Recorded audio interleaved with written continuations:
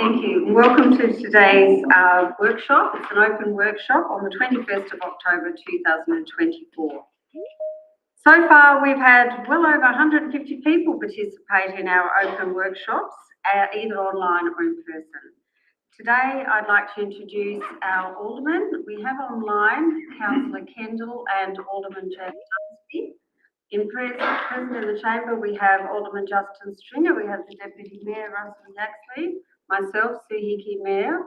We have the CEO, Mr. Tony McMullen. We have Alderman Stephen King, and we have Alderman Stuart Slade and Alderman, oh goodness me, I'm ashamed, Alderton.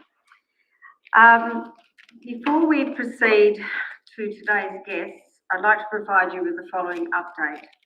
It is my very sad news to advise that Councillor Harry Quick died on the weekend in Adelaide. I'm sure you will agree that Councillor Quick will be remembered for his passionate advocacy for the city of Glenorchy. Council will honour Councillor Quick in a Gazette article on social media and following a death notice in the Mercury with a condolence message on behalf of Council. We will also have a minute's silence at the formal council meeting. And either the CEO or I will advise elected members once the funeral details have been provided. So for people new to these open councils workshops, what we are hearing is what you will be hearing. So the same information is shared. There's no decisions made at council workshops anyway, but there are usually information gathering facilities so that we can get to understand a complex issue, and then we will make a decision on it in the formal council meeting. So what you are hearing today about this pool is what we will be hearing as well. Because of Harry's unexpected death, the CEO has advised the Tasmanian Electoral Commission of the casual vacancy on our council that has been left with his passing. The Electoral Commission will now begin the recount process. This involves a recount of the votes from when Councillor Quick was last elected, which is October 2022 council election.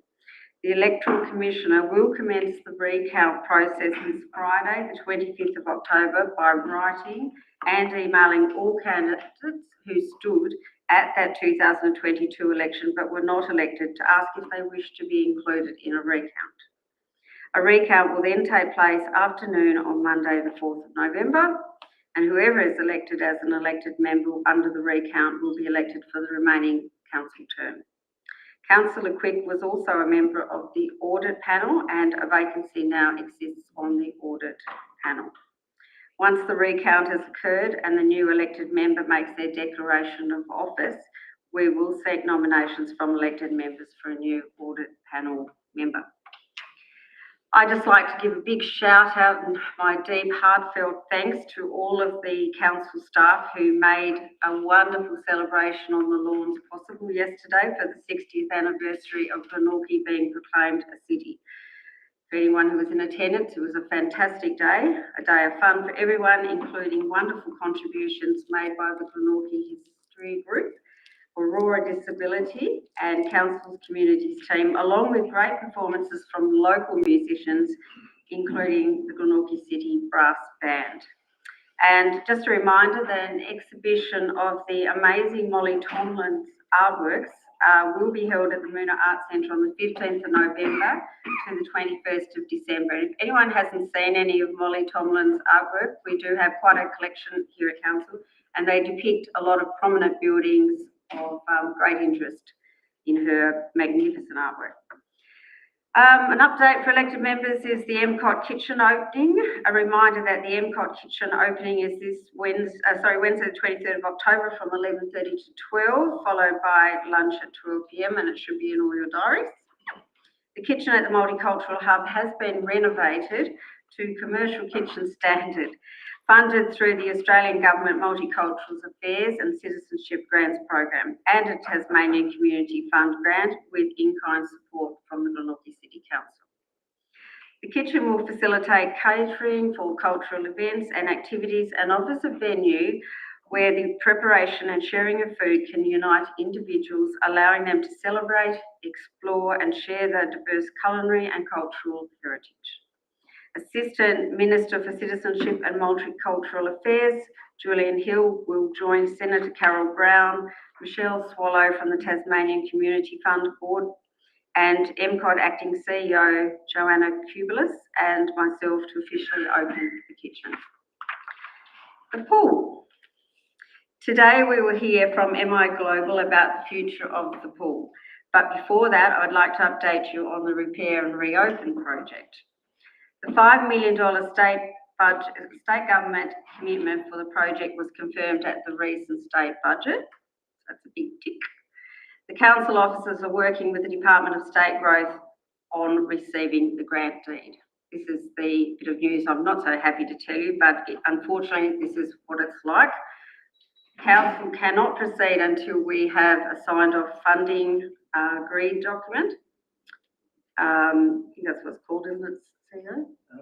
The funding deed, yes. And that cannot happen until we have the budget passed by the upper house. Then it has to go out for royal assent. Then people have to fiddle around with the document and send it to us. So our deep hope is that we will receive this in time to get the tender documents out to potential contractors this side of Christmas, but realistically we will not be doing so in December. It's not a good time to be getting contractors or early January. So it's a delay beyond our anything we can do. And I don't think there's a person I haven't contacted that I thought I could, or anyone else here at the council. We have done everything humanly possible to shift the dial on this project. But we are really confident, in fact, a couple of us have got a little bet on chocolate or something, that we're aiming with the best of intention to have it reopened for the summer of next year. So the officers are continuing to work with architects and engineers on preparing the tender packages for construction, and we're working to release these as soon as possible. As I say, it has to line up. The key features of the planned works include all ability accessible ramp entry into the main pool. So that will be a fantastic option to that, addition to that pool. A new chemical delivery bund, concrete repairs to the grandstand, plant room, and new slab over the plant room tunnel. Hope that means something to the rest of you.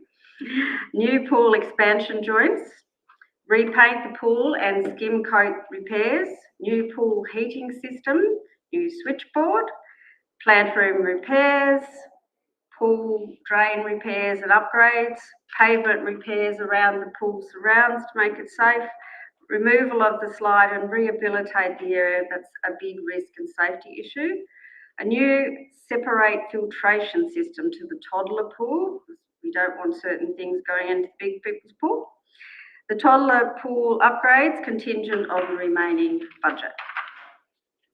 Amenities building works will include upgraded toilet blocks, upgraded shower facilities, refresh both main change rooms, additional new family and accessible change rooms, our old ones were non-compliant, an upgraded reception area, staff facilities and a first aid room. So you can see there's significant work there that we haven't been sitting idly by. Now, the open workshop introduction. It is now my pleasure to introduce Ryan Matsell, Principal of MI Global Partners, and Pete Spence, Associate Architect of Carabina, who will brief us on the final options assessment for the future of the Glenorchy War Memorial Pool. MI Global and their team have been working with the community and stakeholders for the past 10 months to bring council an option that both reflects the community's preferences and has the strongest business case to attract funding.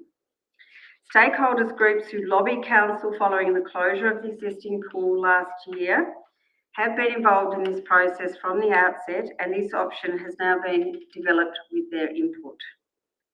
In addition, the elector poll held earlier this year made it clear that the community wanted council to redevelop the facility.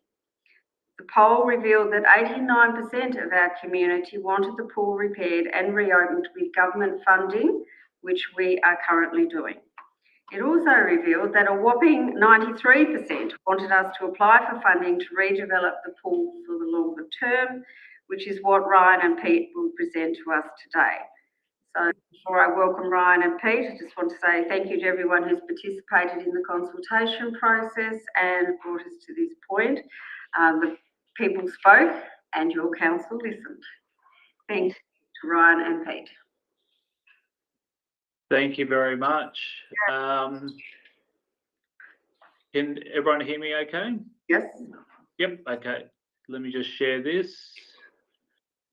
Bear with us. We've got a couple of presentations today. Shouldn't take too long, but myself, Ryan, from MI Global Partners, will take you through some of the processes the process, from the start of the year.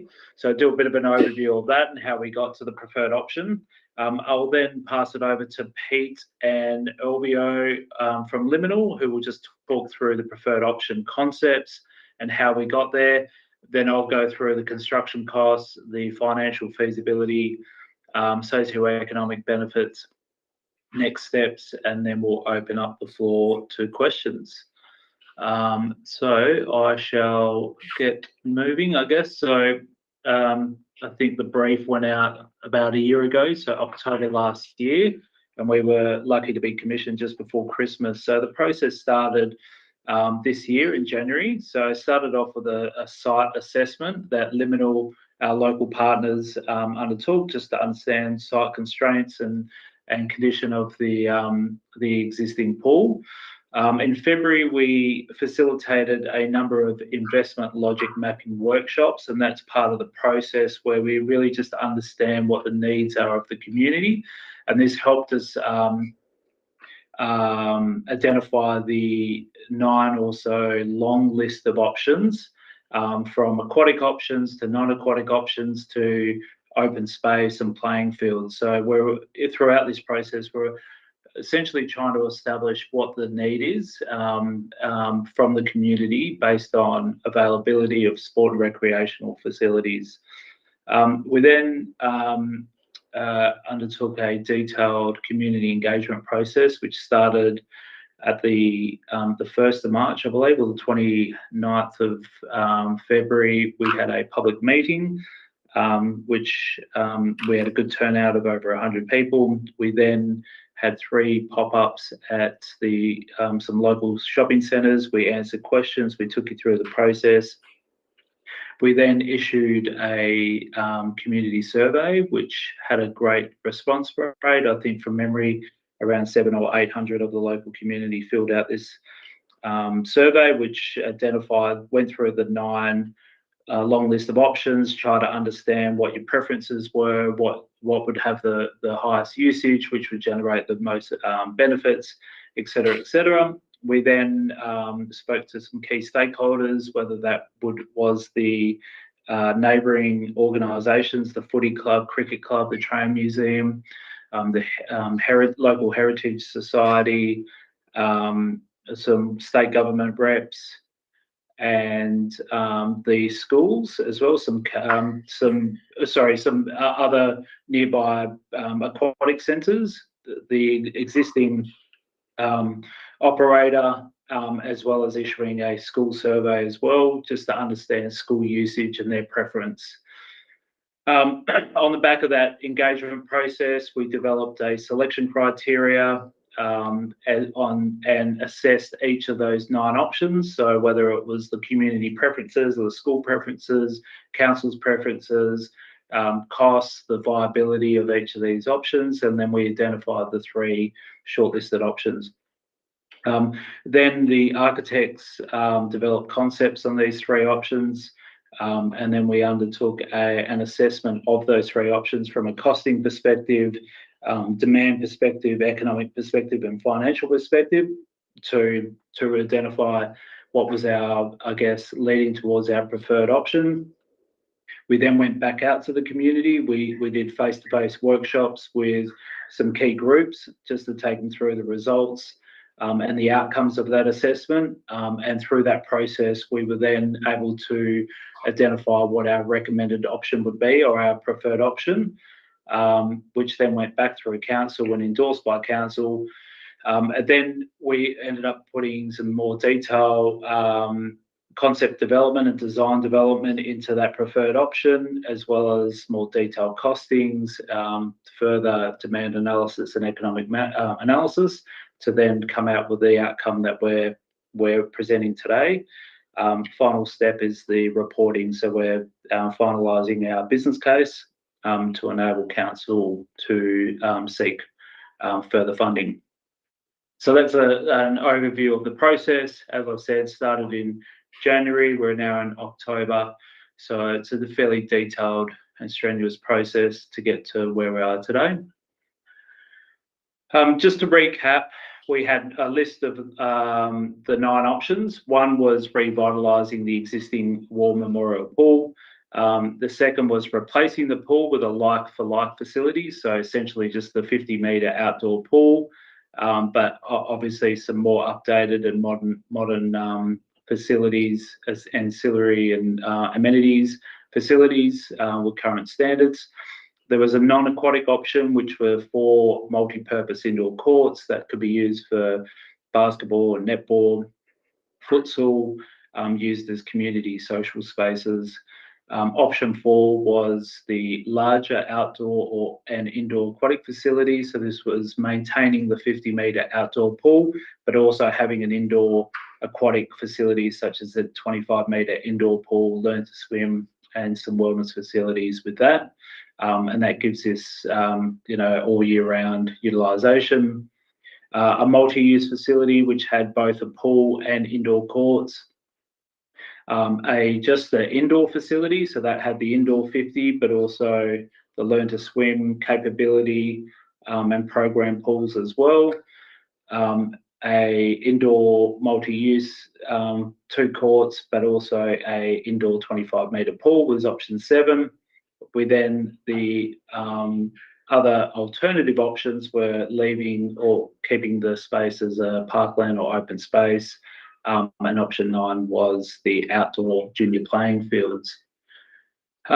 We then went through our selection criteria. There was 8 criterion that we assessed each of those options. One being delivering a community, delivering the best community benefit. So that was through health and wellbeing, inclusion and connectiveness. The second one was around community usage, benefit and preferences. So that was from the community survey. The third was delivering benefits of the local schools, which was the outcomes of our school survey. Cost to build.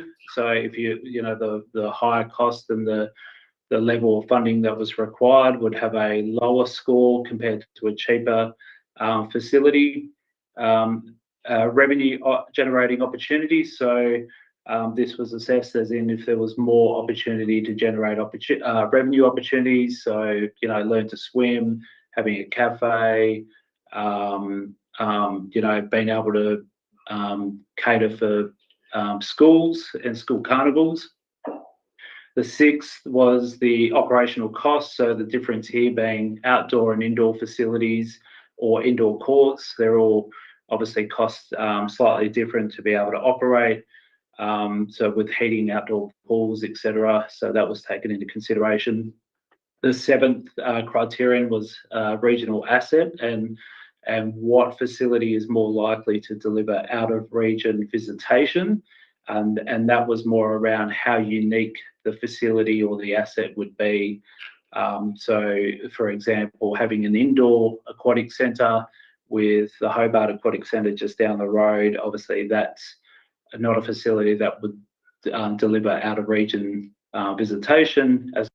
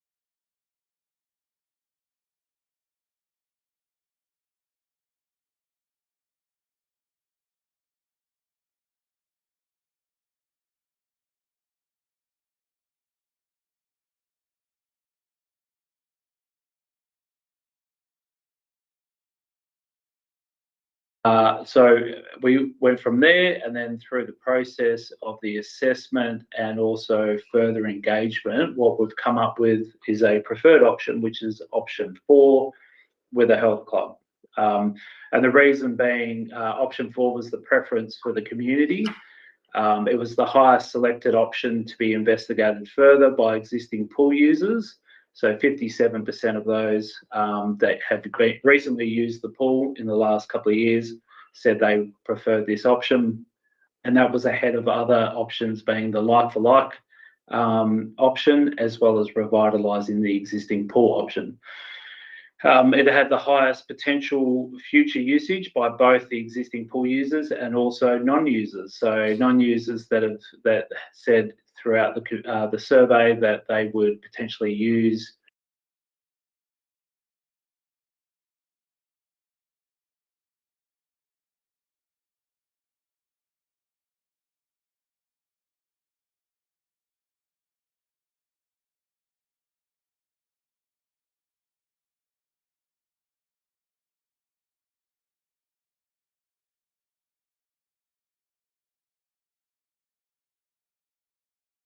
views of the outdoor 50-metre pool. Option 4 also delivered the best outcomes. So through option 5 actually delivered the best commercial outcomes, and that was the result of the inclusion of a gymnasium.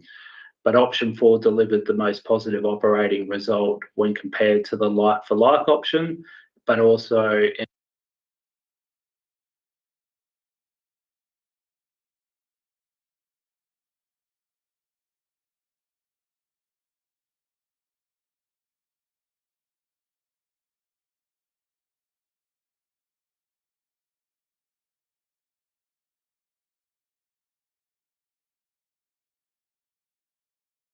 for, but when looking at it from a value for money and a socio-economic point of view, which is what government, state and federal government look at it, it came out as number 1.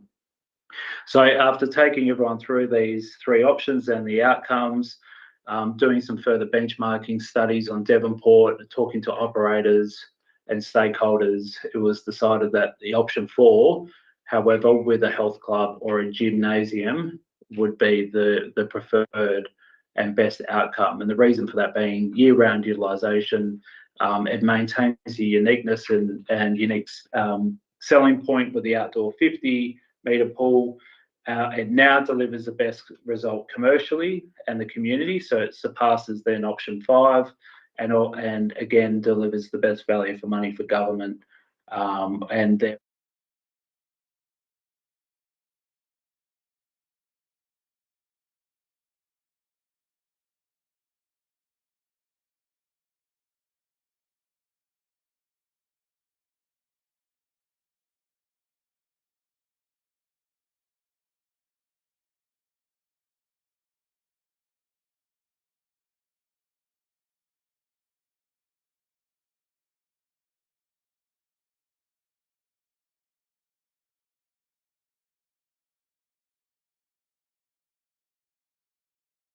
concept presentation in partnership with LVO from Liminal.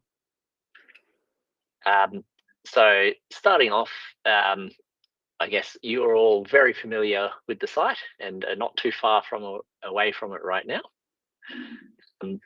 The guys at Liminal did a thorough, in-depth study of the existing conditions and an analysis of that. Here you can see the existing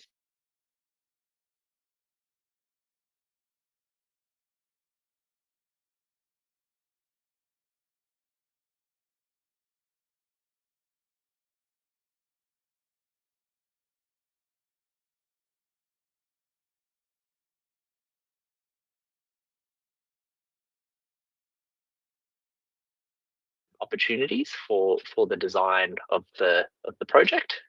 Here you can see in the southern southeastern corner of the site, it's interfacing with the KGV oval building. So there's an opportunity for a built form dialogue there. To the north of the site, we need to be aware that we've got residential neighbours, so that will affect what kind of building we might do up against that edge. We've looked at the environmental conditions of the site, so there is a prevailing southwesterly wind from the top of screen, and then really importantly for this being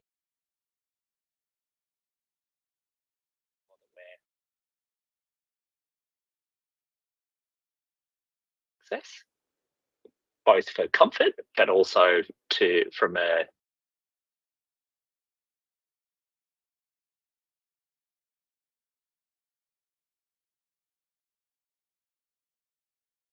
in terms of the opportunity of the site, the real key is its context and its proximity both to the immediate west, to the rivulet there, but then also these really important vistas, these views to the mountains to the north and the south. The site has already a large number of trees, and as a starting point, we'd like to keep as many of these trees as we can. And there's a real opportunity for this precinct to tie in better and to improve connection down to the rivulet. And I understand that there's an improval project to enhance that walking experience along the rivulet. And then finally, the southeast corner really is a natural entry point for the facility. So collecting people from Anfield Street, but then also pedestrians from across the rail line and towards where you guys are now. From that corner, we'd like to create a design that has a centralized entry which funnels people into the different streams of use. So as covered already, we're looking at a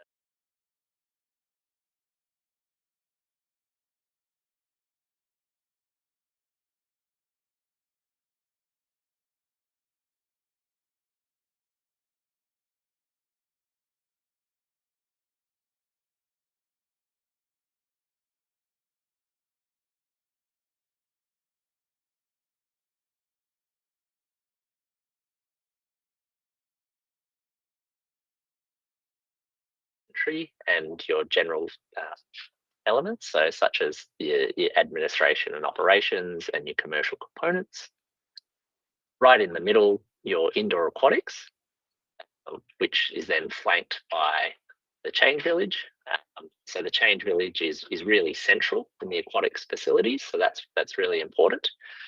And then to the west, you've got the wellness zone here, and that's working really well because it's so connected for those views out to the rivulet and the nature beyond. To the north, you've got the outdoor aquatics, and here we've looked to locate that outdoor pool quite a long way north on the site, and that's about retaining some of those vista views. So the other components in the outdoor area, so you can see there's lots of outdoor leisure and seating space, and then also your fun facilities over here, so your slides and your splash pad as well. And then there's the opportunity for a direct bus drop-off for school entry and change room for those school groups. So that's the ground level of the facility. And then upstairs is the new large health club component. So again, you arrive up there, through the middle, that's your large gymnasium space with your strength and conditioning, your flexible functional training space, your cardio, your heavy weights and the like. To the west, where we've created a balcony on top of the wellness space, so that can be used for formal or informal use, such as classes, maybe a great spot for a yoga class or the like. And then there's also two formal group fitness rooms, a large and a small studio, so those allow for a range of different activities. So here this view is from the north of the site. So in the foreground, your outdoor aquatics. The middle bit of building is your indoor aquatics and your wellness. And then the building mass at the back, that's upstairs where you've got the health club components, and that sits over the top of the entry and administration spaces. So what you can see here is the way that the site is really heavily filled. So there's a lot of uplift in use compared to the current layout on site. But all of these elements are really strongly connected with views and proximity down to the rivulet. And the emerging design is really starting to allow a really soft interface, and nature is creeping in the facility as well.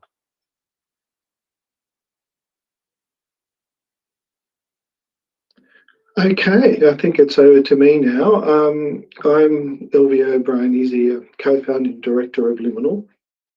Pete's just taken you through the pragmatics of the scheme. Liminal's focus is fundamentally on how we make this development uniquely local, and how we ground the development in place and give it a sense of place. Thanks, Pete. Next slide.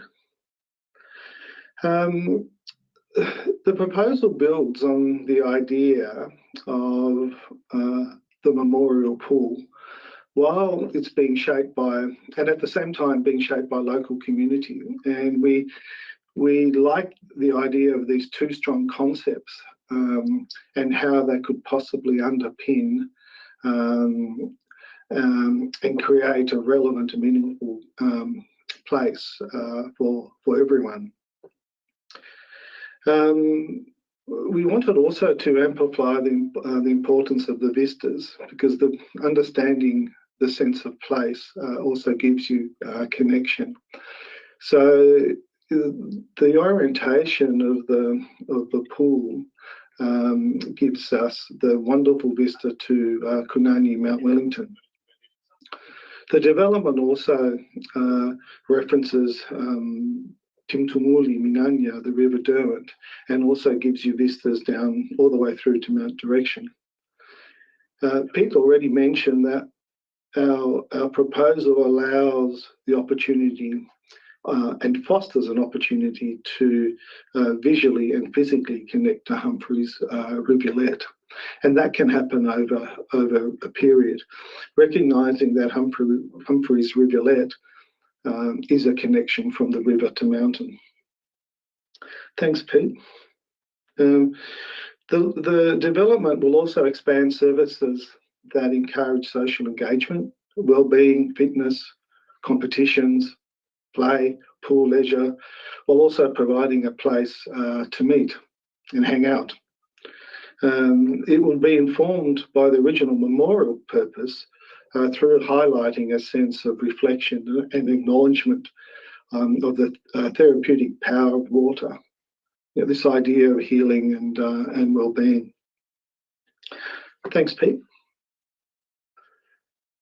So first and foremost, the new Glenorchy War Memorial Pool will be a place where the local community will feel they belong. Thank you.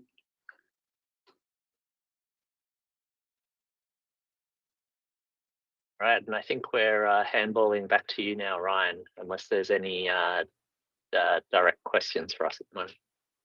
We might just, we'll take questions at the end, I think. We'll continue on and then we can circle back. Okay, everyone can see that okay? We're back on my presentation. Okay, so section 3, we're going to take through construction costs. So from memory, or you might remember the 3 shortlisted options were all similar in cost, although slightly different designs and inclusions.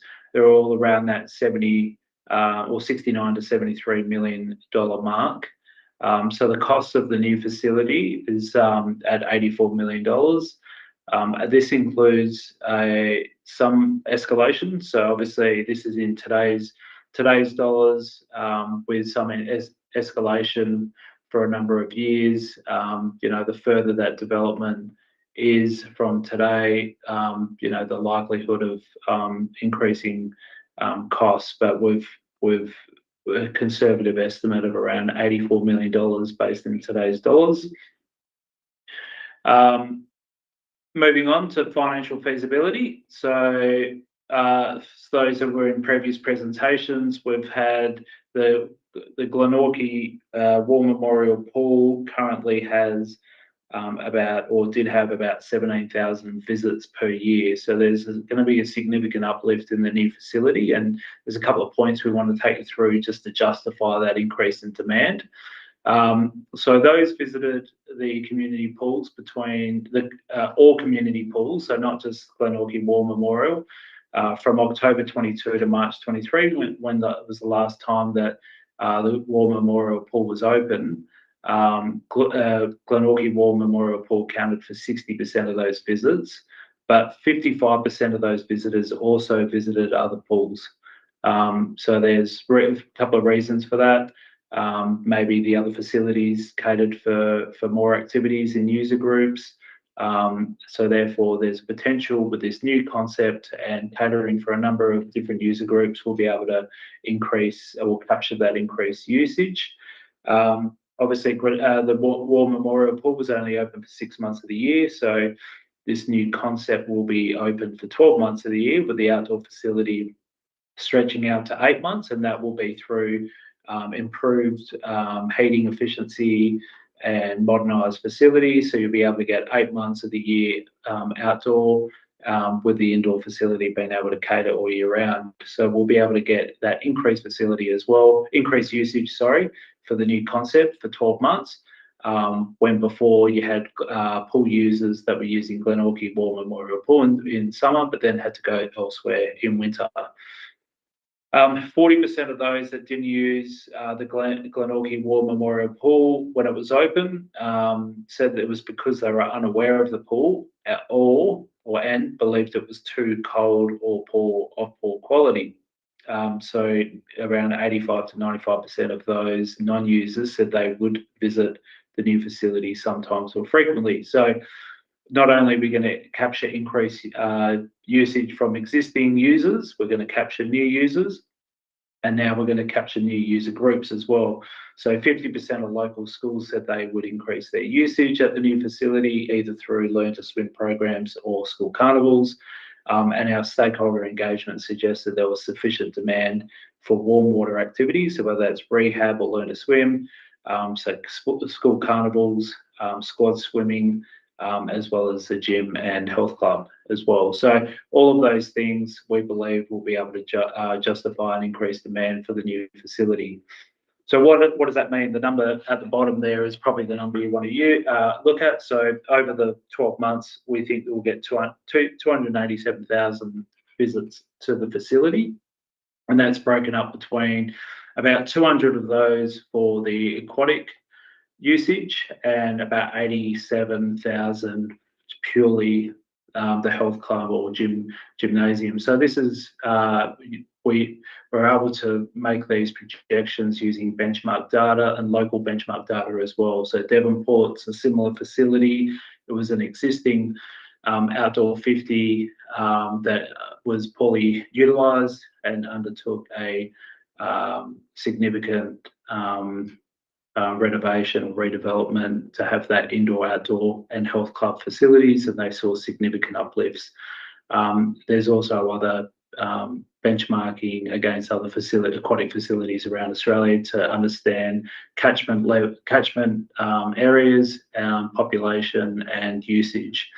So from the main pool out the back, we think there'll be 285 users per day. So the Glenorchy War Memorial Pool, when it was open, was getting around 100 on average per day. So that equates to about 2.5 people per lane per hour. Then you've got the indoor facilities, which has your Learn to Swim and also your program pool, around 265 per day. That equates to just under 200,000 aquatic visits per year. Then there's spa and sauna as a casual use outside of anything else, and then your gym membership, full membership, and casual usage as well. So using that demand information against other benchmark facilities, and it's basically on average. So we're fairly conservative. There could certainly see an uplift in those numbers, or we think it's right in the middle of relevant and similar facilities around Australia, and also Devonport we've used to show the comparison to that. So the reason why the Devonport facility is utilised more per catchment population, as our assumption would be it has less nearby competitor facilities like Glenorchy does with Hobart Aquatic Centre and Clarence.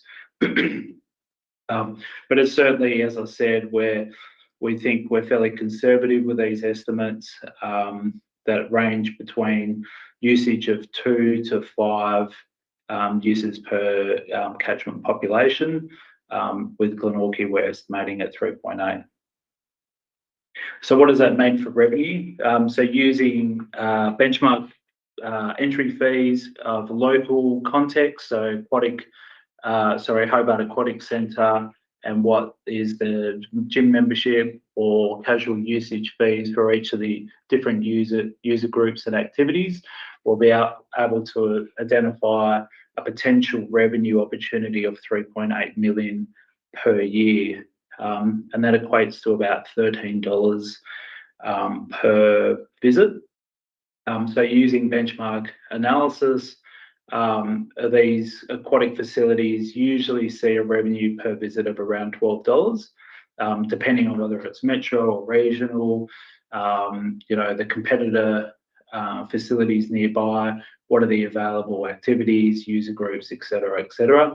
So, although we're a little bit higher than that, we think that's within the range, and we feel that's fairly on point with the industry benchmark. So based on our estimated demand for the facility, we're not over projecting the revenue at all. We think that's fairly standard for a facility like this at 3.8 million. In terms of cost perspective, we've estimated the operational cost to be 3.4 million, with an operating surplus of 365,000 per year, and a surplus per visit of $1.27. Benchmark suggests that range should be between $0 and $2. So again, we're within that range. We're fairly comfortable with these estimates as well. So what this doesn't include is the life cycle capital maintenance and replacement costs to the pool, which is projected to be around 690,000 per year on average over 25 years. The first couple of years will be minimal, and then that ramps up as the facility gets older, and there's more capital replacement works that need to be undertaken. So by considering these maintenance costs and the operating surplus of 365, it actually results in a overall average operating loss per year of 325,000 over the course of the 25 years. What that means from a cash flow perspective, the first 5 years, when taking into consideration the life cycle maintenance costs, the facility will return a profit. And then as those maintenance costs increase over time, so does the operating deficit for the facility, however, with an average of 325,000 per year over the 25 years, not including the depreciation, which accounts for about $2 million per year. So that's cash flow. That doesn't include escalation. That's all in present day dollars. Moving on, socioeconomic benefits. So this was a separate analysis which focuses on community, social and economic benefits that the facility will deliver for the community. So we're not just looking at cash flow and financial benefits, we're looking at other things around benefits to consumers and users, including We'll go through the list here. So we've got the facility financial benefits, which is the council or government, and that was the financial analysis that we just went through in terms of how much it's going to cost to deliver the revenue opportunities, etc. There's a benefit for those users that are currently travelling to other facilities and the time spent to do so. So there's an socioeconomic benefit to those people that are now not having to travel 10, 15, 20 minutes to another facility. They've got a facility in their local community, so there's a reduction in time, cost, and money to be able to use a facility. There's a benefit to the community, which is called consumer non-use surplus. So this captures the benefit to those that don't use the facility. And basically, the reason being that they see a benefit in asset facilitating social interaction, well-being. It enhances local amenity for the community. So we capture that benefit. Then the last four are all around participation for those users of the facility. So the first one being avoided productivity costs. So this really is a benefit to businesses. So by participating in swimming, what we're doing, we're healthier and we're reducing the number of days that we're taking off, and we're more productive at work. Health benefits, so that's to the individual. So that's really just improving their health and well-being and quality, and therefore quality of life. There's a participation benefit to government, which is the health cost savings. So if people are healthier, they're not, there's not a cost to government around trying to treat these people for whether it's mental health or chronic disease from being inactive in sport and recreation. And the last one, avoided drownings as well. So teaching kids and young adults to swim is obviously saving lives as well, and we're able to quantify that. So I should just say that all of these benefits here are Treasury accepted benefits. They're used for a cost benefit analysis type analysis for business cases, for state governments and federal governments alike. So none of these benefits are new to these people that assess business cases, and they're all meet a specific Treasury guidelines in terms of the methodology to be able to assess these benefits. Just to summarise, I won't go into detail with the numbers here. It's all probably doesn't mean too much, but overall the BCR is returning a 1.07, which means that the benefit for every dollar spent on this facility, it returns a $1.07 benefit to the community. And the majority of those benefits are for the consumer, for those that are using facility, and health benefits, so better quality of life. There's 16% attributed to the increased productivity in the workplace, 15% for those that are saving time by travelling to this new facility, avoided drownings, financial benefits, health cost savings for government, and then the community non-user benefit as well at 4%. So those are that's the breakup of the benefits, but essentially it's going to deliver a net benefit of 7 million over the course of the 25-year valuation period, and a BCR of 1.07. So just wrapping up to next steps, and then before we move on to questions. So next steps, we've got the business case to finalise. So we're mostly there on the back of guests today, and any questions and any final tweaks, but we're looking to wrap that up by the end of October.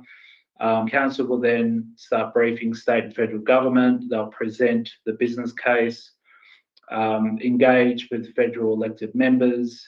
Council will obviously seek federal government funding opportunities, with probably the biggest opportunity being in the election in the first half of next year, in March or May. As well as monitoring ongoing grant funding opportunities which become available annually as we go through. And that's it. I guess we're question time. So open the floor now to anyone that has any questions on the concept for Pete and Elvio, or whether we have any questions on the operating model, analysis and process. Yes, Happy to answer any. Thank you, Brian. That was a brilliant presentation. Just before we go to questions, which will be through the chair, I'd just like to say to any of the doubting Thomases who thought the council might be going slow or not taking this project seriously, I hope you can now see that a phenomenal amount of work, thought, understanding the finances and commitment has gone into trying to deliver what the community asked for. I really particularly want to thank Lou and Emilio for driving this project and the significant work they have done with our consultants, who I think you'll agree have presented a compelling and very polished presentation. We have had some discussions with federal members who think this is within the realms of the possibilities of this election, but we're not going to get our hopes up. So I'm now going to open the floor to questions, firstly to the elected members and our 2 elected members who are online. Do you have any questions, Molly or Jan? Any comments? I'd just like to discuss the designs. Obviously show there's not a lot of shade there, as we would have had shade when not been a consideration when the pool was built originally, but people are more conscious about that now. I'm just wondering if we could just understand if there may be more shade showing on this particular, or there'll be particularly the smaller pools with the children as well. So just want to have a response to that, please. Brian? Or I'll throw to Pete, actually. Okay, so as you can see in the image on screen at the moment, there are some shade elements already indicated in this drawing, and in particular the splash pad small pool in the middle of the screen, that has a pretty significant shade structure over the top of it.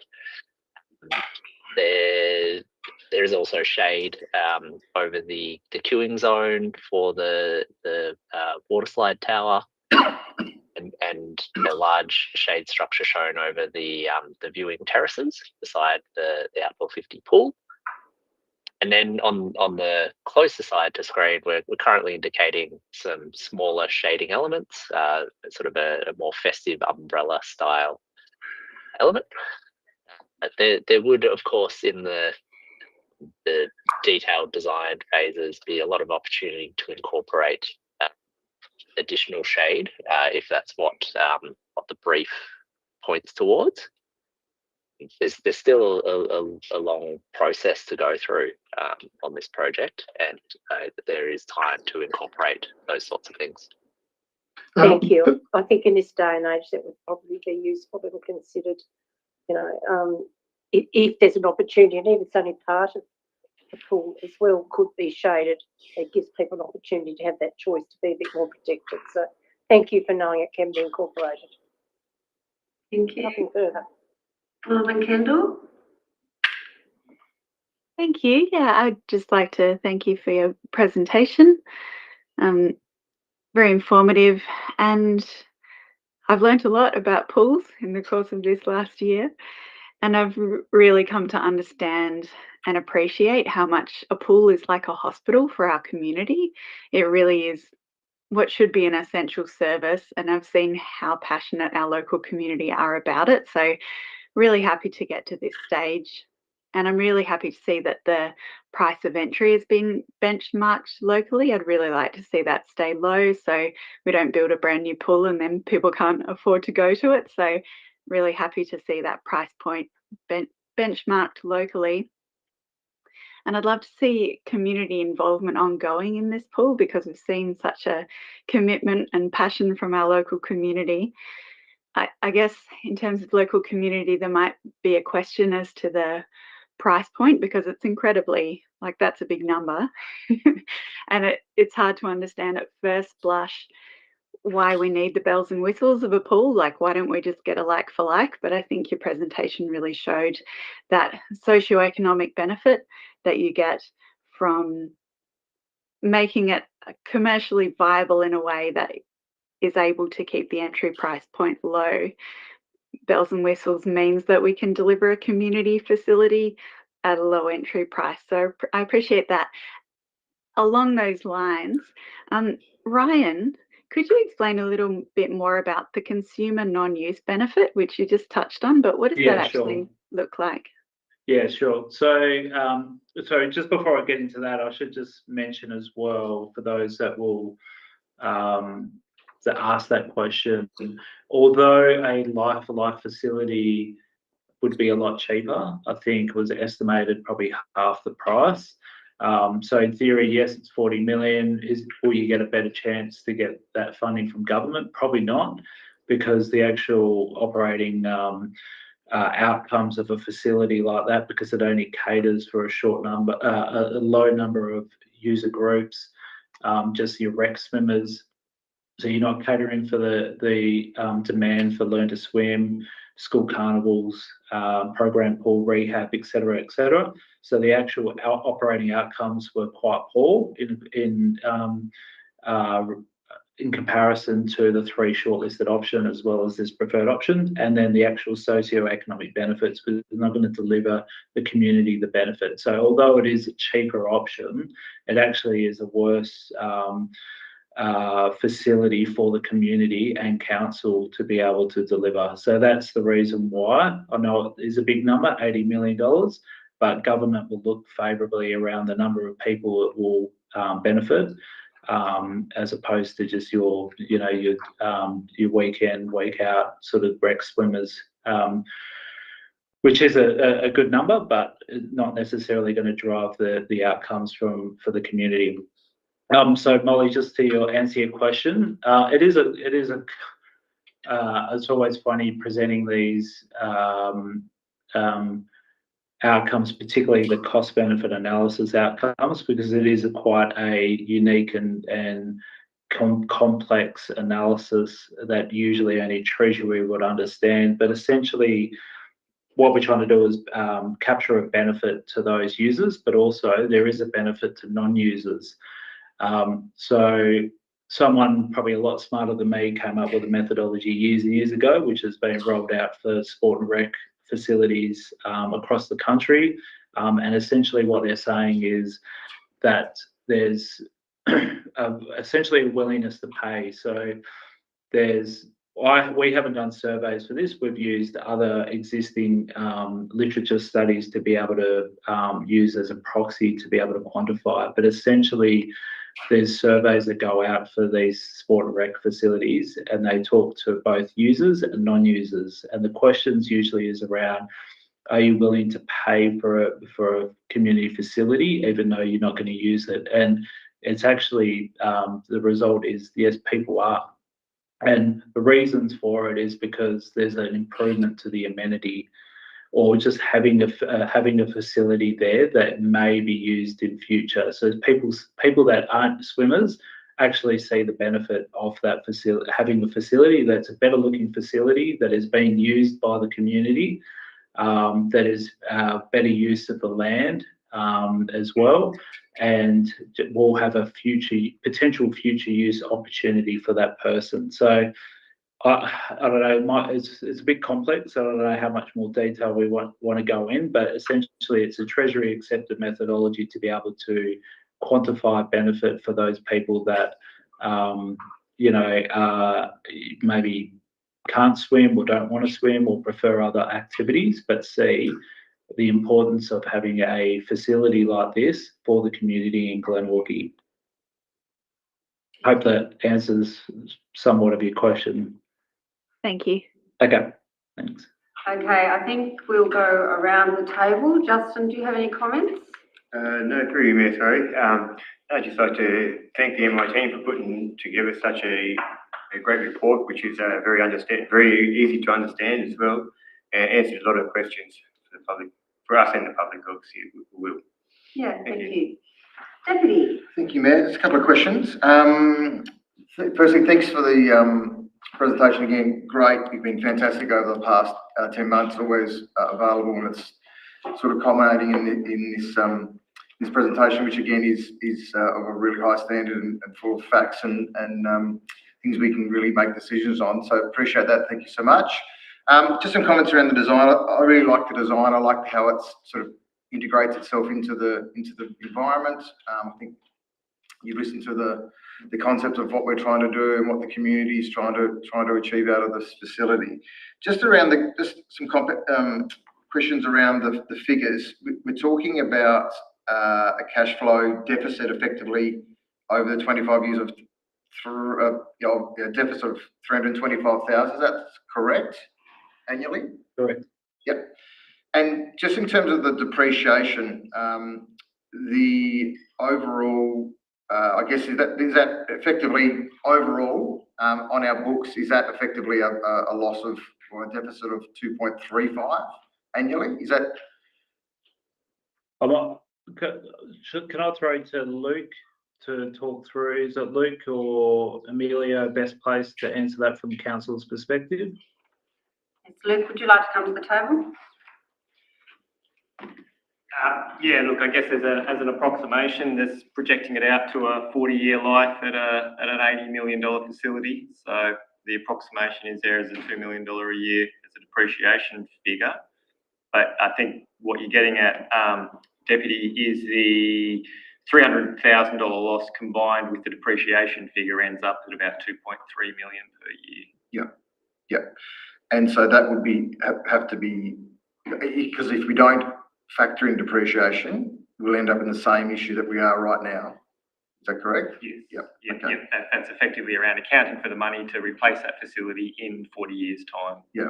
And is that something that we would have to be considering to do to make sure that we've got that in the bank? That's right. Yeah. Yep. Yep. It doesn't necessarily mean it has to be cash reserved in a bank, but our council needs to account for those funds. Yeah. Yep. That's fine. Just wanted to clarify that. And in terms of just on the neighbouring residential, on that back's a lot closer to the pool now in terms of the design. Do we know if there's any issues regarding the planning side of that? Is that acceptable to the planning standards?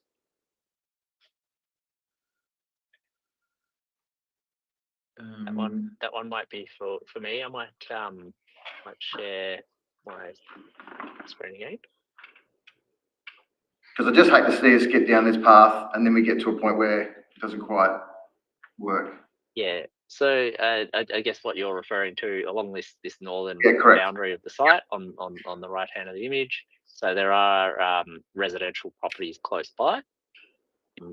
The project will have to go through a development application process, and I'm not the right person to answer what that will be for you guys, but there will need to be a planning approval, and there's not as far as I'm aware, there's not an exclusion of this condition, but there might be some objection from interested parties. Pete, if I might add to your comment, as part of the development of the design and prior to the lodgement of a planning application, there are a lot of considerations that the consultant team will need to make. So, we will have acousticians as part of the team. So it's controlling the noise, controlling vistas,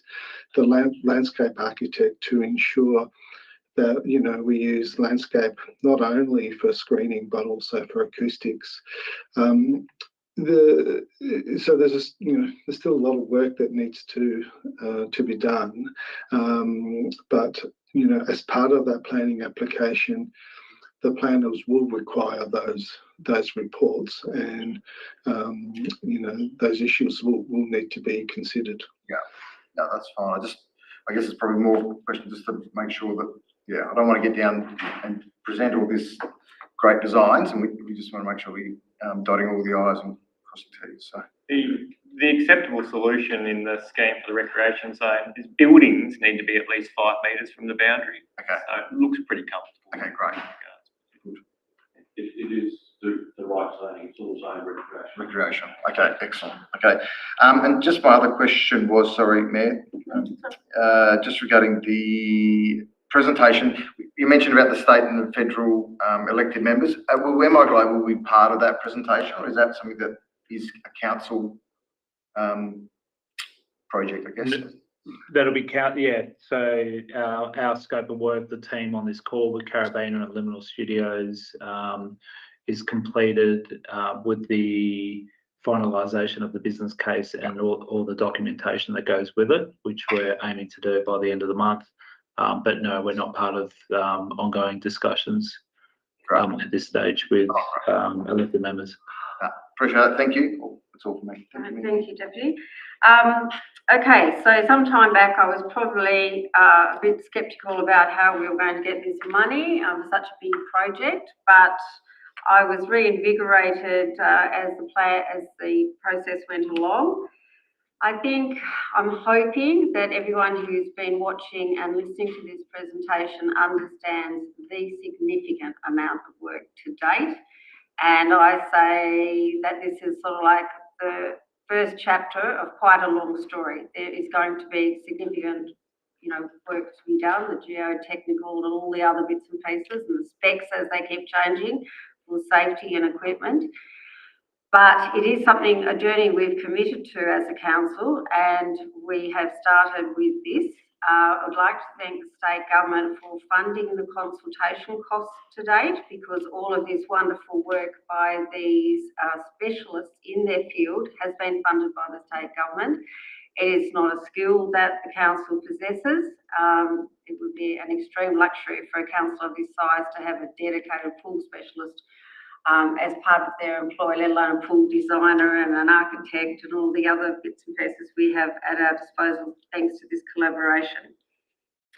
The other thing I've been giving a lot of thought to is that Glenorchy is a very young community. I think the average age is around 35, 36, which means a lot of those people will have children or are thinking about having children, which is a swimming pool of this stature will be a fantastic benefit to the community. Equally important is that many of our friends in the cold community, that's the culturally diverse community, do not have swimming as part of their culture, but living in Australia, it will be a necessity to make sure the youth are water educated and safe. I think bringing back school carnivals, that sense of community is very important. Having polo and all the aquatic sports that you can possibly imagine. Rivalry against, say, Clarence, ourselves, and maybe Hobart. We could think. And also, if you went back 60 years, like the average age of a pool we've heard over and over is 40 years. So it's a significant investment. And if you went back 60 years ago, when the community was more able to do a lot of the things hands-on, where they were able to put in a second-hand electric system 40 years ago, those things will not meet standard now or an expectation. So you don't build something of this nature without significant oversight and experts advising you all the way along. So there is an important part, as Molly pointed out, for community participation. The first thing we're going to ask you to do or challenge you to do is to help us sell this pool concept, to help us get a message to the federal members of how significant this pool is and why we need it, and also to the state colleagues as well. And of course, vote for whoever's going to support it and give us the best outcomes. And I think we have to look at the health and welfare benefits that this facility will offer. We know as a country, Australia's getting sicker, fatter, older, not a very good outlook, but a facility like this might get most people back in shape, even more. And I just think when I look back on the weekend of the 60th anniversary of Glenorchy, it was a city with optimism. It was a city with a drive. Had silk and textiles, EZ, big employers like McKay's Timbers and Stanley Tools. We made stuff, we did stuff. A lot of those employers built homes and communities for their staff. And I want to capture that vibrance and essence that we seem to have lost somewhere over the past few years. There is no reason on earth why a city of Glenorchy does not deserve a state-of-the-art aquatic centre that fits so perfectly into the greater space of the KG5 precinct. And I think it ticks every wish list that all of those people who fought so hard to save our pool asked for, and then some. So we are looking at building an asset for the community with a 40-year lens. So I do hope you come on the journey with us, keep us informed, keep reaching out to us. We have committed to have everything open and accountable.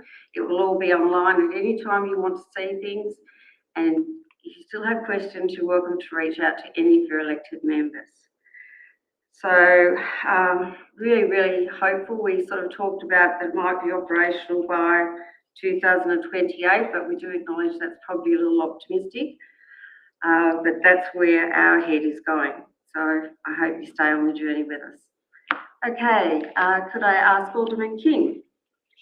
Thank you, Mayor. Through you, just to you again, Luke, Deputy brought up depreciation. You say that over 40 years, roughly $80 million, $2 million a year, plus a $325,000 running loss on average.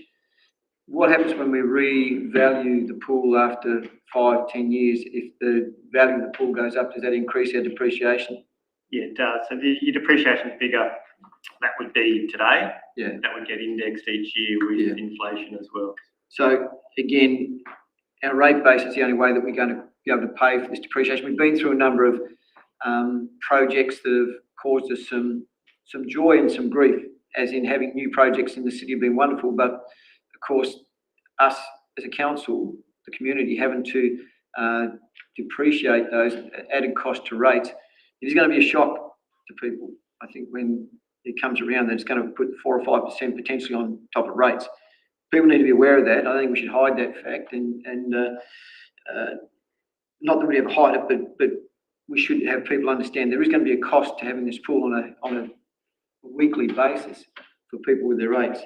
It's the same with any council, but I was wondering about if we were depreciation. I know we said we don't normally put depreciation away, but if we did, if we put half of that away every 5 years, you could spend $5 million on the pool and just keep it upgraded constantly. I know the first 5 years I probably won't need anything doing it. Maybe the first 10 years I won't need to do anything to it, and then I'll probably be gone and buried. But you know, we're making a decision now for the future, and I'd like to see the future protected as much as possible. That's all.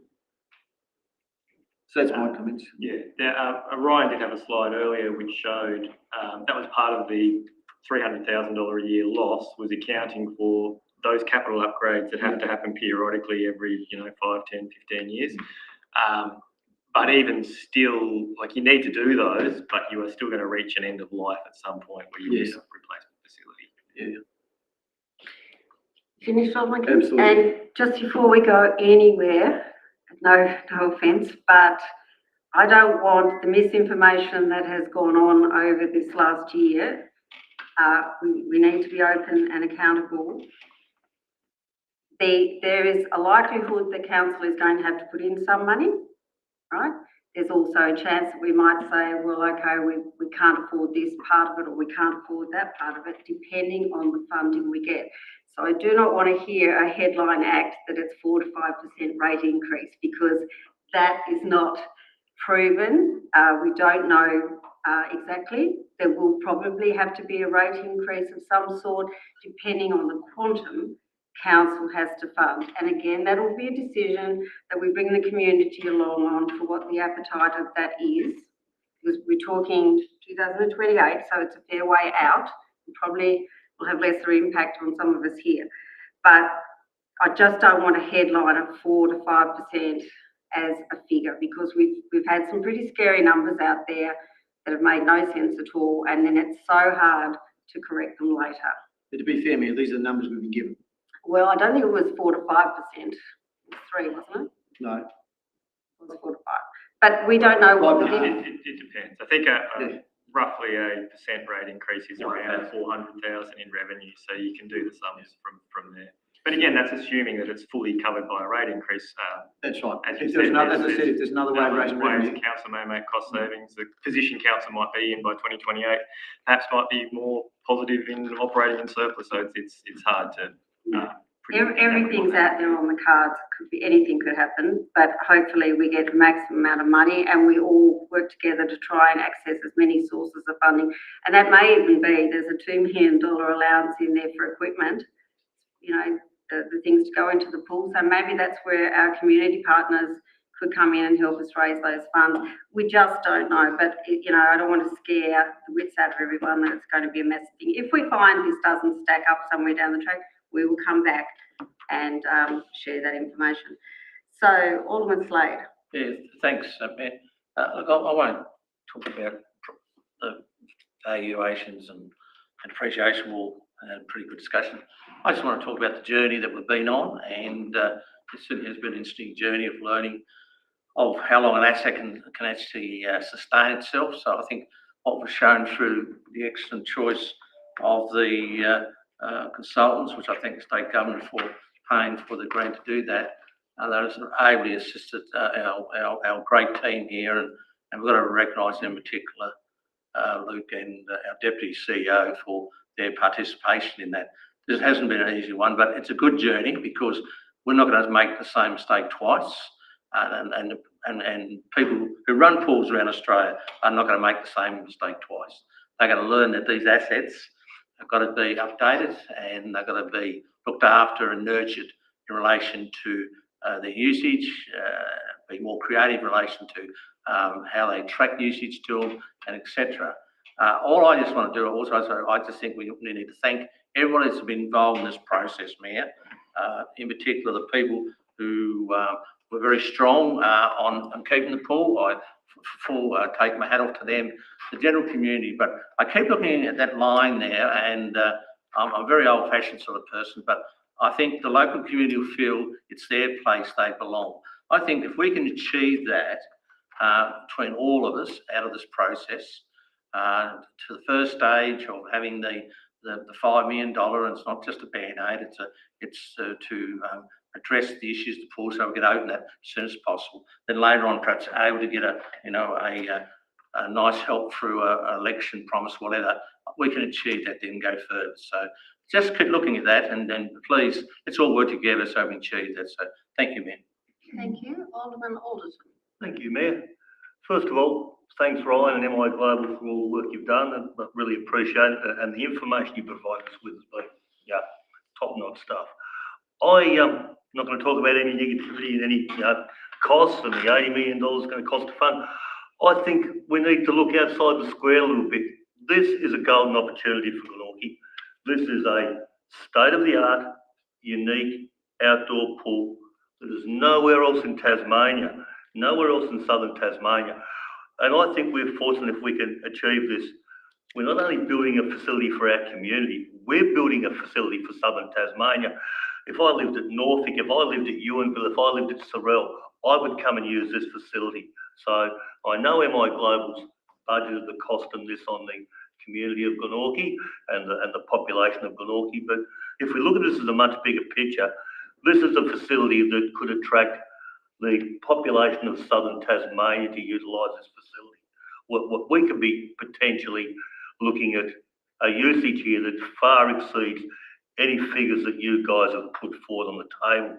And just in regards to that, Ryan, do you think as a council, if we go and sell this project as a project of significance, of it's being built in Glenorchy, but this is a project of southern Tasmania significance, and we're actually building something that everybody in southern Tasmania is potentially have the opportunity to use. I mean, we've currently got the Hobart Aquatic Centre is ageing and falling apart. Clarence is not much better. They're coming towards the end of their life cycles. Hobart's seeking money to revitalise their pool. Clarence is going to be in the same position shortly. So do you feel, I'm just asking your opinion, do you think that selling this as a project of significance to deliver a facility to southern Tasmania is a good selling point? Absolutely. No, 100%. You know, the beauty of the project is its uniqueness as well. So it's unique, it's got heritage value to the local community, but you know, it's not your stock standard indoor facility as well. So it is something unique. That's why the Outdoor 50 options rated highly, because it will become a regional asset, and that was just at its base form. Now it's it's a more developed concept with a health club. Nothing like this in southern Tasmania, as you said.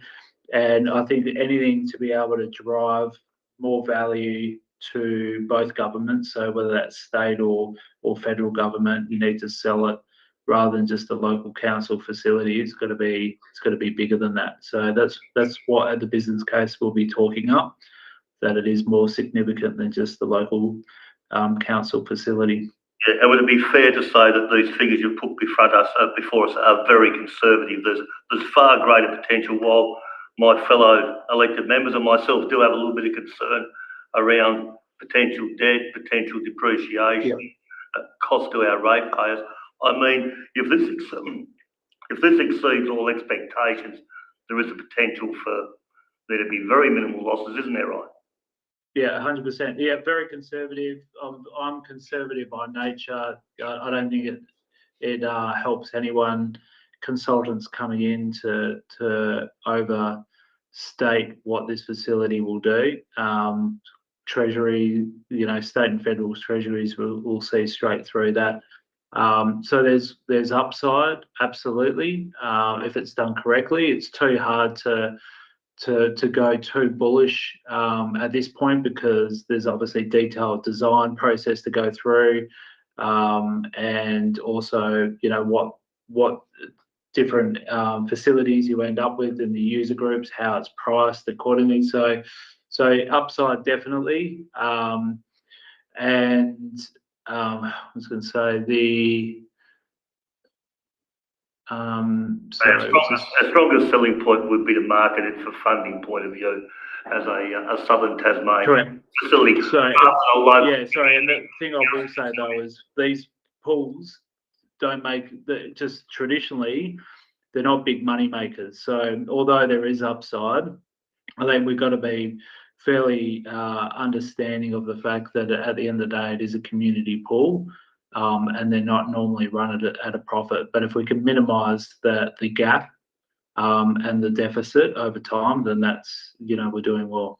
Yeah, for me, Ryan, as an elected member, is achieving this facility for the community. So I want us to go in with the best approach, the best business case, and the best way to sell this to achieve the funding, and then we take care of the rest after we've done that.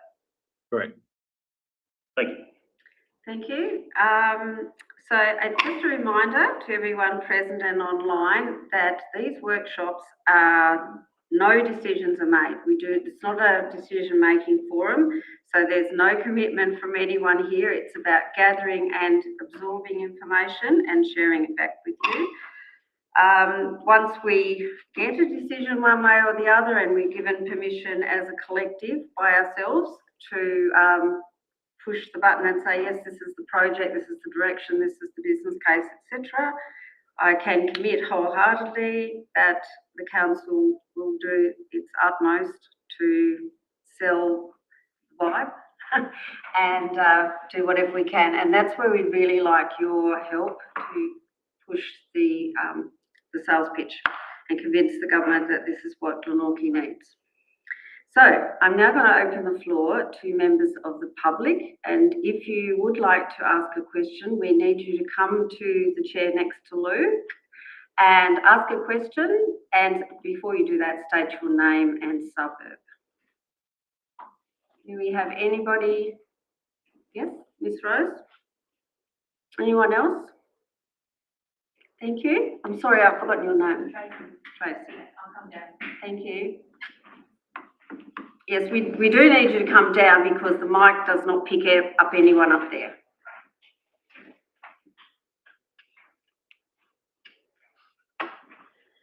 Yes, you can go first if you like. Yes, please, take the floor and just state your name. I think I know who it is, but Marilyn Corrigan from Glenorchy. I just have a quick question around the actual design aspect of the 50-metre pool. So given that it will most likely, well, it will be used for carnivals and whatnot, and sporting events, there's no such grandstand, but there is some seating, I note, in the design. Is that actually going to be big enough and high enough to get good visibility of the events in the pool? thank you. Who do we ask for that? Is that Ryan or Amelia or Ilvia? Sorry, Pete. Okay, thank you, Pete. Yep, I'll field that one. So thank you for the question. So I guess in carnival mode, there's two different seating elements. So the more structured one here to the east. So this one here has a capacity of about 200 people. And then the more landscape element to the west, that has a capacity of around 500 people. As you say, they're not grandstands, and they're not specifically designed for with the primary purpose of optimal views. But this is the trend that we're seeing in this space, so that these are elements that are used 365 days a year, or maybe not so much in the Hobart climate when the pool might not be open all that time, but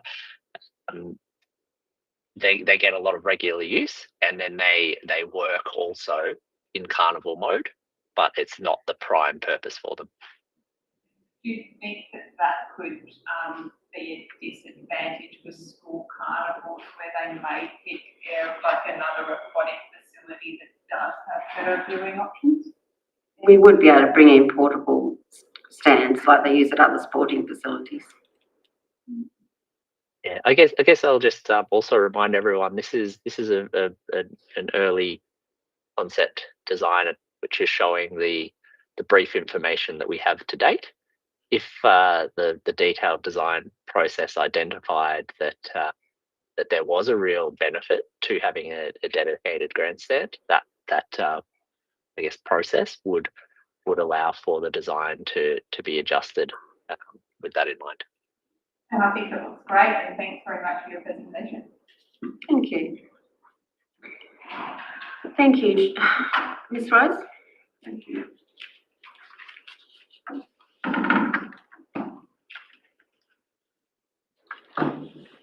My name is Leanne Rose from Anderson Street, Glenorchy. I've got a few questions.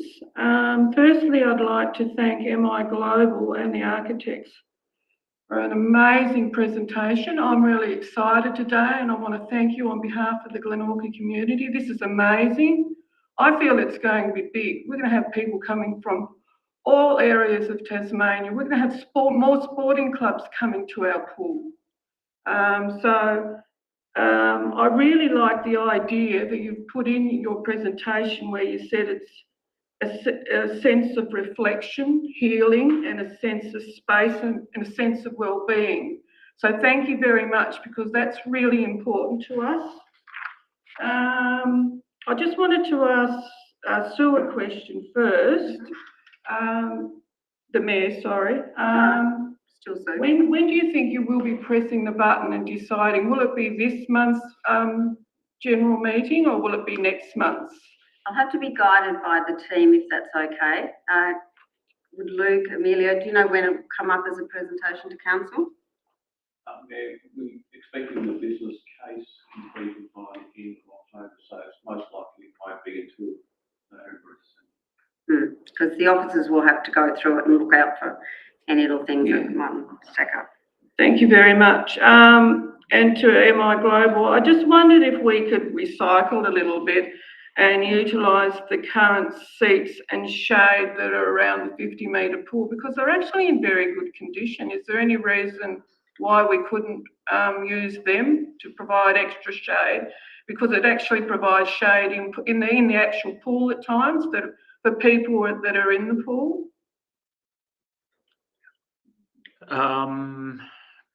Well, before I throw to Pete, I guess you can't rule anything out.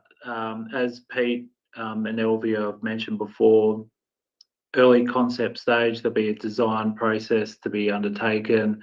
I think it'll be remiss not to look at any sort of cost-effective ways to be able to bring down costs. But there's probably probably a decision down the way when it comes to how to best effectively design the pool and cater for the pool. But it's certainly something that should be considered. Yeah, because Tasmania has a higher case of melanoma and skin cancers than the rest of Australia because of the ozone layer, I think. But I think it'd be really important to have that shade. The other question I have is we had a fellow who came to Lawns when we had the petitions out on Lawns. His name was Luke, and he was in a wheelchair and he couldn't communicate very well. But I'd like to look after the disabled people that, like, he was really excited to fight for our pool. He was running around the lawn singing, "Save the pool," and it was just amazing. He could hardly talk, but he was able to get that out, and it was just amazing. So I really want to make sure we've got a disabled, some kind of a strap or lift that lowers these people in the pool so that they can enjoy the pool as well. Yeah, no, absolutely. Pete, do you want to talk through the accessibility of the concept? Yeah, sure. I might, I'd also just mention, I neglected to say earlier that we are also recycling the shade of some of the best assets, which are the trees. So looking at particularly at the bottom corner of the screen at the moment, there's some relatively significant trees in that part of the site that will also be providing shade from day one, and then that will be supplemented by further tree planting as well. In terms of the accessibility, so all of the major pools will have accessible access. So you can see here there's a ramp that goes into this outdoor 50-meter pool, and then likewise inside the Learn to Swim and the indoor 25-meter pool both have access ramps. The play pools, they go to zero depth, so a beach entry style splash pad, and both the indoor and outdoor splash pads can accommodate that nowadays. So there is, I guess, as you say, a growing demand and probably just a public expectation that these kind of facilities are accessible to all. Thank you very much. I'm very excited about this. I think it'll be fantastic for the Glenorchy community and it'll bring a lot of people to our area. Thank you so much. Very pleased to hear that, Ms. Rose. Thank you. Look, we do know we're going to get, my brother Joe could build that thing for half the price and all the rest of the councils being dotted, etc. But, one of the obligations in our position is to ensure sustainability. So that was a very good question, thank you.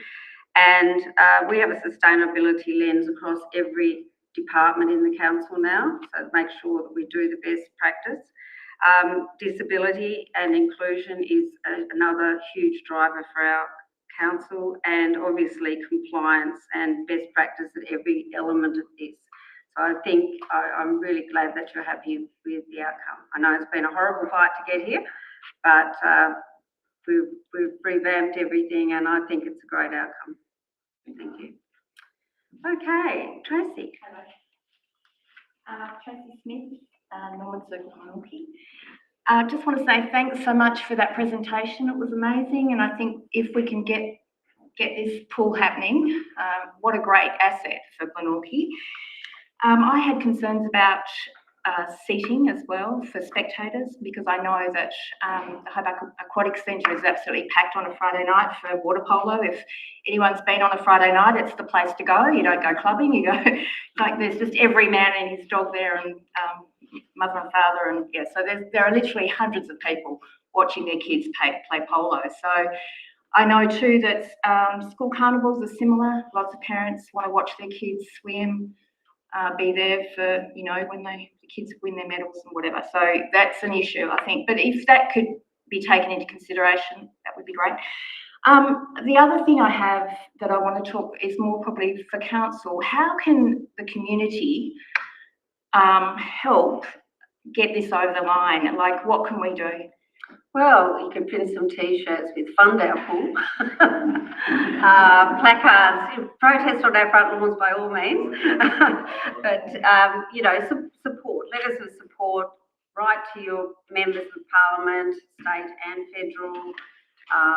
Help perhaps with fundraising for some of, you know, things that it gives the community an attachment. You know, you may have paid for some of the seating or some of the facilities that we might need, you know, the little luxuries. Yeah, we've had a lot of people, business people wanting to support the campaign, so maybe we could ask them to support financially for those facilities. Yes, I think there's a huge capacity for the community to come along this journey with us.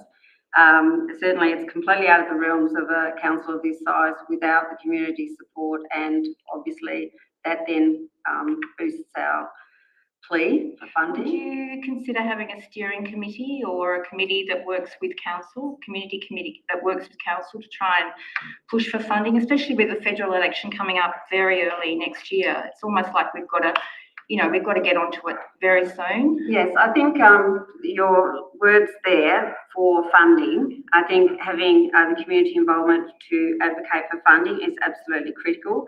Once it gets to an operational level about how you're building and what colour door, etc., even elected members are not allowed to do any of that. It's got to all be compliant and follow certain rules. But yes, any advice, help, suggestions, that would be fantastic. And could it work from your point of view too? Yes, I would be happy to meet with you, and I'm sure the deputy and anyone else. That's if we get this far. We've still got that.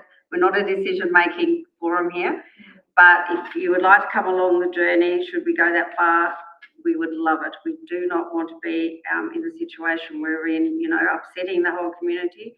So I think there's no problem with that, is there, Mr. CEO? Certainly, Mayor, from an operational point of view, yes, we need to give the responsibility to deliver a project, so that'll be a core council responsibility.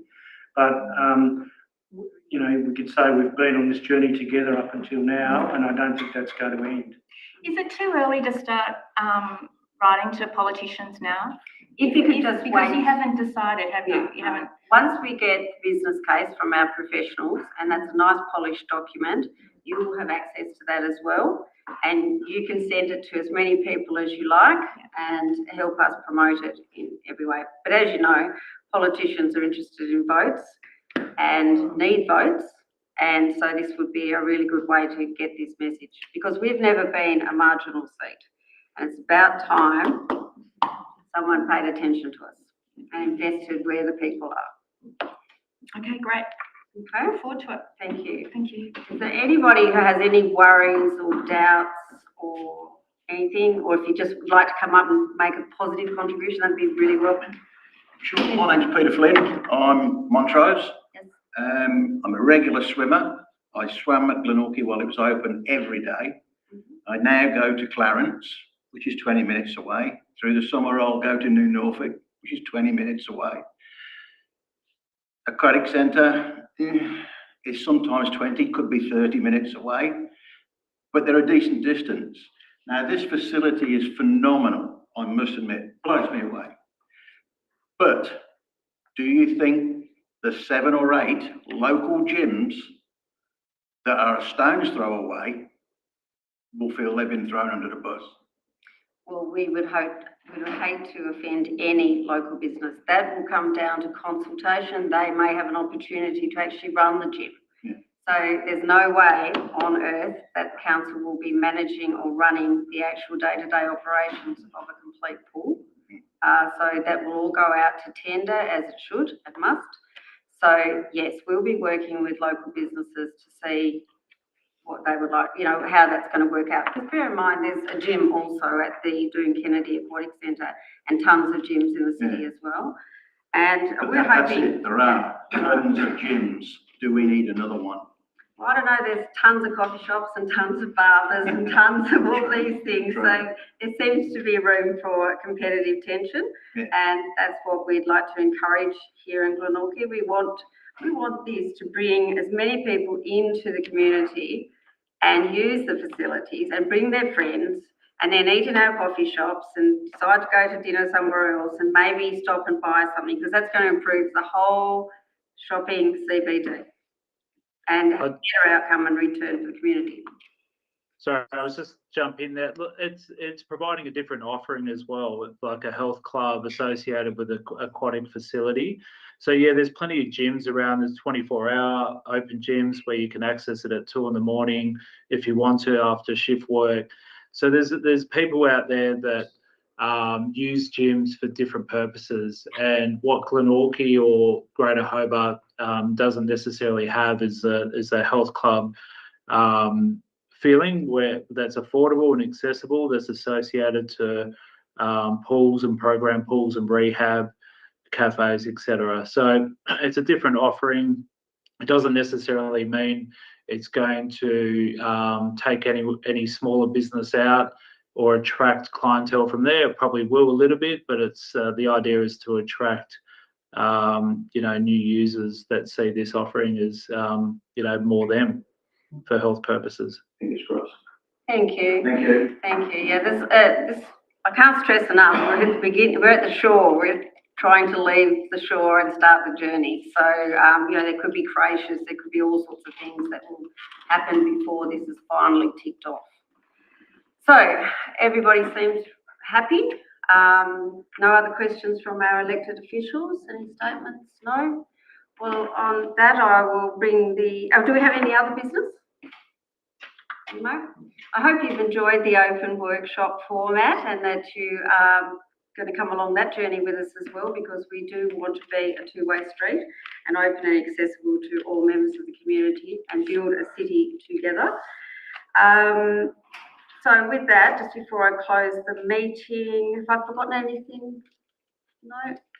Okay, well, it's been a real pleasure and it's so fantastic to get some positive feedback. Thank you very much. And look forward to doing the rest of the dance with you after we get through the council approval process. Thank you for coming. Thank you all. Appreciate the opportunity. All the best. Wonderful. Thank you.